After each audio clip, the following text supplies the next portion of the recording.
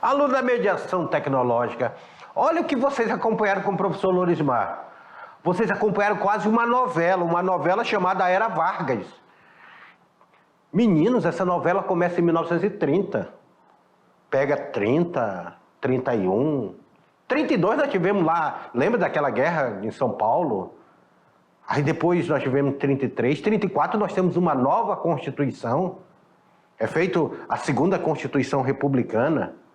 Aí 35, 36. Quando ele está para sair do governo, que ele iria sair em 38, em 37 ele dá um golpe chamado Estado Novo.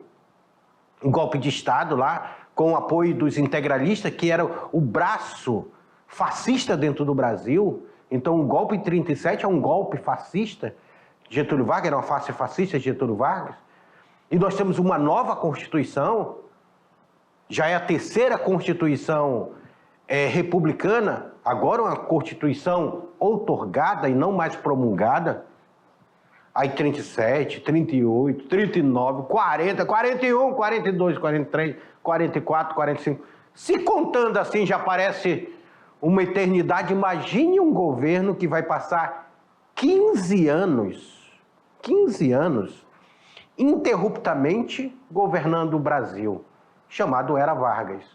E se não bastasse, entrou um militar depois de Getúlio Vargas. Disse, não, Getúlio Vargas, vamos colocar um militar aqui. Colocaram o militar, o Eurico Gaspar Dutra, no lugar de Getúlio Vargas. E o Eurico Gaspar Dutra não aguentou nem fazer o seu sucessor. Getúlio Vargas volta novamente agora como presidente eleito. Olha como essa saga do período de Getúlio Vargas. Aí Getúlio Vargas entra novamente, 51, 52, 53. Por que Getúlio Vargas não continua no poder? Porque quando chega em 1953, ali, 54, desculpa, quando chega em 1954, Getúlio Vargas se sente pressionado, muito grande. Os militares estavam doidos para dar um golpe já em 1954. E Getúlio Vargas, se vendo pressionado, vai meter uma bala no peito e vai cometer suicídio. Neste momento, ele retarda o golpe militar por 10 anos, porque o golpe militar só vai acontecer em 64. E Getúlio Vargas sai da vida para entrar na história. Vamos lá, a revisão dessa última aula aí de Getúlio Vargas. Na tela para vocês, a aula 17.2 aí que o professor Lorismar trabalhou com vocês aí sobre Getúlio Vargas. A instituição do Estado Novo, o estado de emergência, invadiu casas, prendeu pessoas, era julgada sumariamente, condenadas. Então, as pessoas aqui no Estado Novo, percebam vocês que é uma ditadura. É uma característica de ditadura de Getúlio Vargas. Getúlio Vargas tem vários momentos. Esse momento do Estado Novo é um momento de ditadura. Nós tivemos aí o fim do federalismo, ou seja, no Estado Novo os brasileiros perderam os estados vão perder sua autonomia política. Tanto é que tem aquele símbolo da queima da bandeira dos estados e só a bandeira que valia era a bandeira do Brasil, a bandeira nacional. E a suspensão das instituições democráticas. Os partidos políticos foram extintos. E as eleições democráticas foram suspensas. Não tem mais democracia, não tem mais bandeira estadual, não tem mais justiça, acabou tudo. Era uma ditadura. Getúlio Vargas iniciava um processo ditatorial que vai de 1937 até 1945, chamado Estado Novo. O Brasil, nesse período de Getúlio Vargas, o Brasil participa da Segunda Guerra Mundial. O interessante é que nós vemos aqui que Getúlio Vargas procurou manter o Brasil na neutralidade. Só que Getúlio Vargas, devido ao Estado Novo ter sido apoiado pelos integralistas, que era o movimento fascista dentro do Brasil, Getúlio Vargas, na Segunda Guerra Mundial, ele tinha uma simpatia muito grande por Hitler. Mas ele fecha a potências do eixo. O governo brasileiro vai declarar guerra à potência do eixo e vai entrar do lado dos aliados, mandando a Força Expedicionária Brasileira, a FEB, e mandando a FAB também, sem tapu aí na FAB aí, mandando para o fronte. O trabalho e a sociedade, nós vamos percebendo Getúlio Vargas, estabilidade, a cafeicultura, diversificar a produção agrícola, aumentar a taxa de importação, estimular o desenvolvimento industrial, diminuir os impostos sobre a indústria, estimulou a produção interna do consumo nacional. Essa é a característica, tanto é que ele é considerado um governo trabalhista, porque nós temos aí o êxito rural cresce, as pessoas começam a procurar as cidades, o sistematizar e promover uma legislação social e trabalhista, salário mínimo no governo Getúlio Vargas, férias remuneradas, jornada diária de trabalho superior a 8 horas, proteção do trabalho da mulher e do menor, estabilidade do emprego. Então, direitos trabalhistas, nós vamos perceber bem no governo Getúlio Vargas. Faça atividade que eu já volto aí com vocês, tá bom?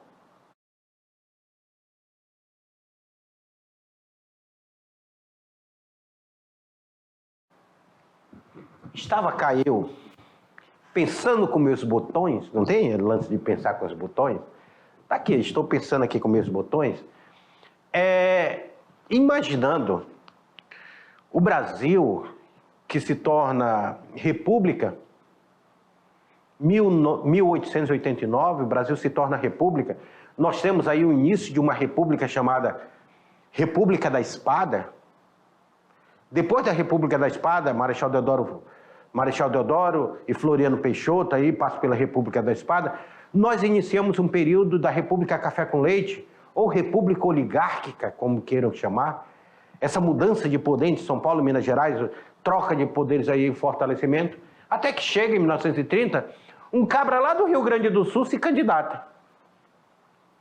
O nome dele, Getúlio Vargas. Pequenininho Getúlio Vargas era.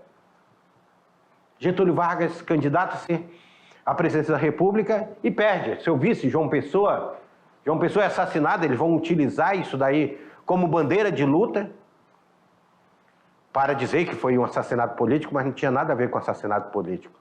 E Getúlio Vargas, então, ele vai ficar um longo período no poder. De 1930 até 1945, interruptamente, que ele vai ter um governo provisório, depois vai ter um governo constitucional, com a Constituição de 34. Do governo constitucional, nós vamos ter o Estado Novo, que vai até 45. Aí, em 45, ele é deposto, ele renuncia ali, ele é tirado do poder. Nós temos Eurico Gaspar Dutra, que era um militar, que quem conhece aqui em Porto Velho, tem até uma escola aqui chamada Carmela Dutra, que era a esposa de Eurico Gaspar Dutra. E aí, Eurico Gaspar Dutra vai ficar governando ali tudo, e o Getúlio Vargas já estava de pijama lá na sua fazenda, é chamado para se candidatar novamente presidente da República Federativa do Brasil. E Getúlio Vargas disse, tá bom, eu vou vestir minha roupa aqui, tirou o pijama, vestiu a roupa e voltou para o Rio de Janeiro. Quando ele volta para o Rio de Janeiro, interessante, preste atenção, ele é eleito democraticamente presidente do Brasil.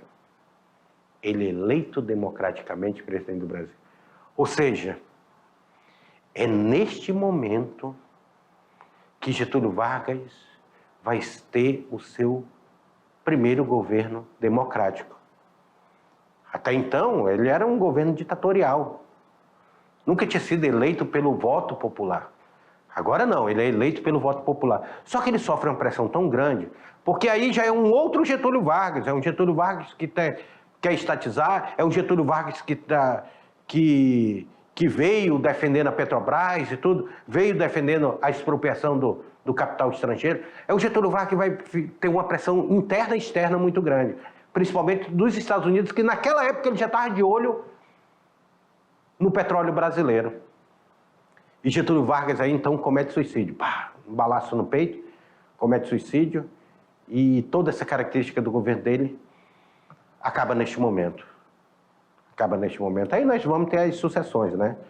Nós vamos ter as sucessões, nós depois vamos ver Juscelino Kubitschek assumindo, depois Juscelino Kubitschek nós vamos ver Jânio Quadros, depois de Jânio Quadros, que vai renunciar, nós vamos ver João Goulart assumindo a presidência da República, e cassado o governo de João Goulart, nós vamos entrar no processo da ditadura militar. Assuntos que nós vamos ver mais para frente. Ok? Então, nós estamos vendo aí esse período de Getúlio Vargas. Vamos para a atividade, saber o que fala as atividades. As atividades, elas falam aqui o seguinte: o período de ascensão do comunismo e das demais forças de esquerda foi os principais argumentos utilizados por Getúlio Vargas. Novamente, Getúlio Vargas utilizou essa desculpa de comunismo, gente. Lá já em 1937, Getúlio Vargas utiliza aí para dar um golpe de Estado, ele utiliza. Ah, porque os comunistas vão tomar o poder. Olha, em 1937, e até hoje nós estamos vendo esse discurso, né, sendo utilizado.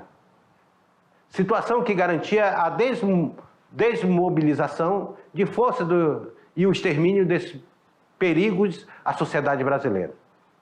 Entretanto, para conseguir criar situação favorável ao golpe, foi anunciada uma tentativa de tomar o poder por parte dos comunistas, que estavam amparados pela União Soviética, que ficou conhecido através do documento conhecido letra A, B, C, D ou E. Mais uma fake news. Antes de existir fake news, já existia fake news de Getúlio Vargas. Getúlio Vargas vai dizer que existiu um plano comunista, que depois, historicamente, foi comprovado que isso era mentira. Foi forjado por Getúlio Vargas, esse plano. Queria invadir o Brasil, invadir as casas, destruir as igrejas, sequestrar crianças. Era um horror, pregava-se horror. E a população, com medo desse comunismo que nem cogitava existir no Brasil, entrega o poder ditatorial nas mãos de Getúlio Vargas. Sabe como é o nome desse plano? Na tela para vocês.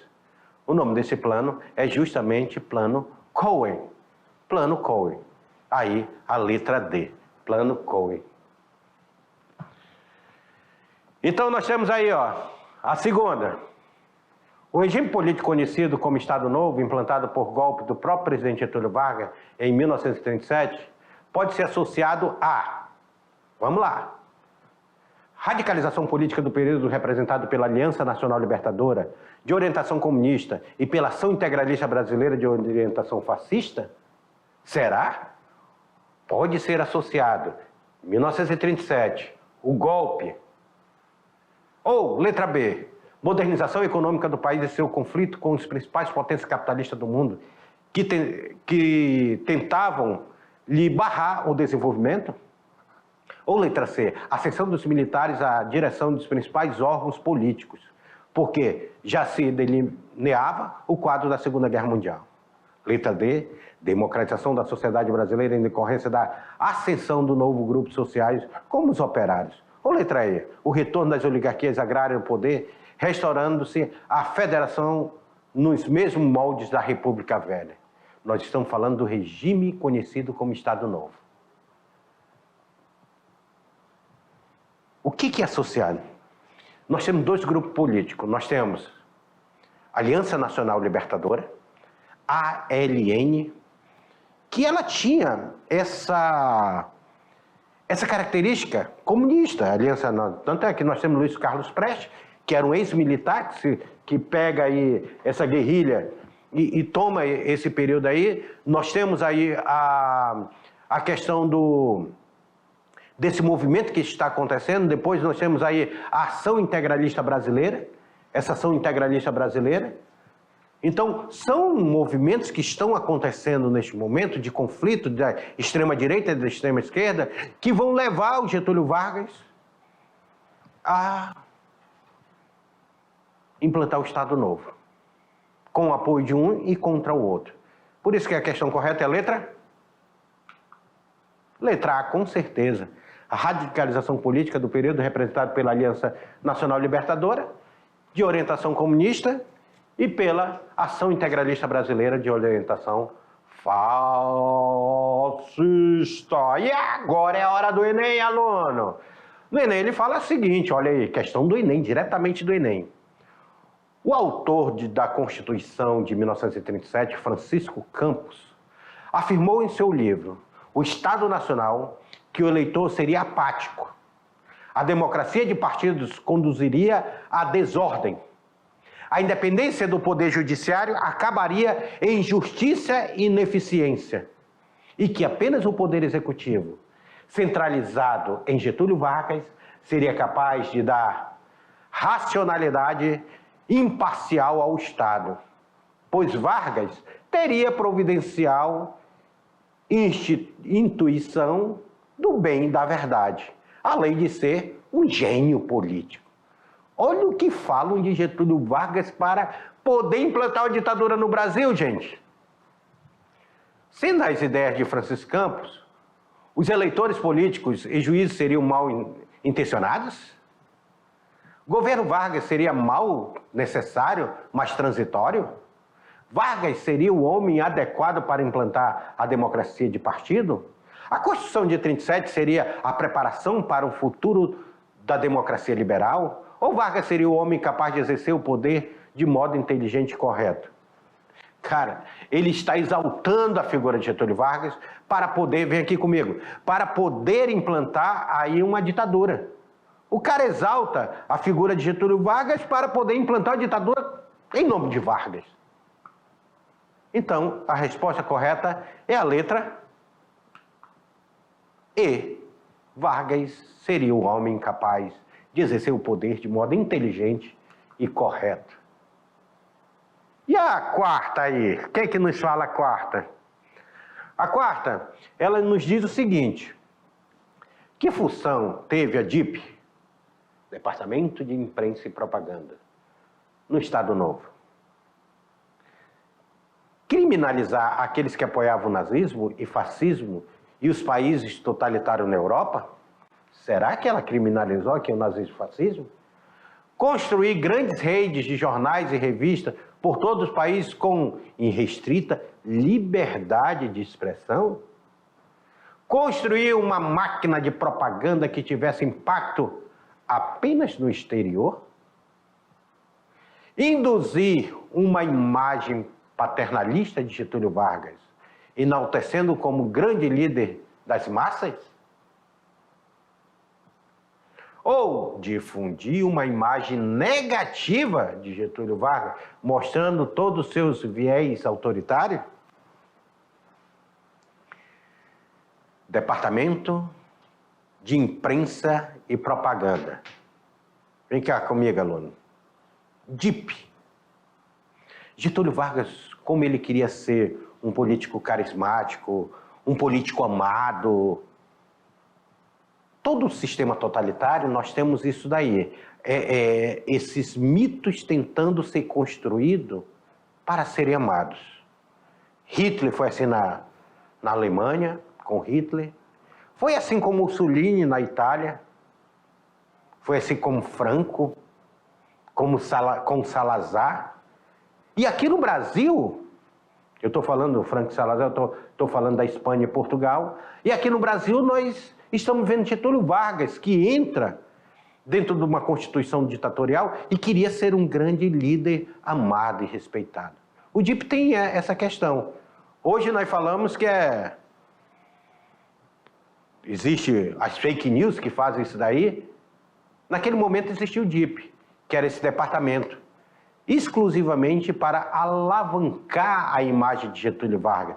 Getúlio Vargas aparecer aí uma imagem de um governo paternalista, a imagem de enaltecer o Getúlio Vargas. Getúlio Vargas é o grande líder da massa, é o que está com o povo. Então, tinha todo um trabalho desse para com Getúlio Vargas. Por isso que a questão correta dessa aí é na tela para vocês, alunos, é justamente a letra D.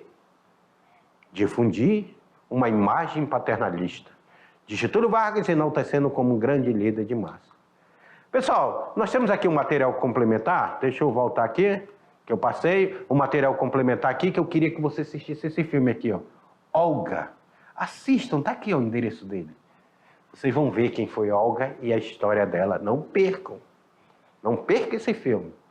Olga vai ser deportada. Esposa de Luiz Carlos Prestes, que vai ser deportada para a Alemanha e vai morrer no campo de concentração. Olga Benário. Assistam esse filme, não deixe de assistir não, viu? Chega lá, baixa aí no celular, assiste pelo celular, tá lá no YouTube, facinho, facinho, facinho. Pega a internet aí, achou a internet aí, baixa isso aí e assiste esse filme.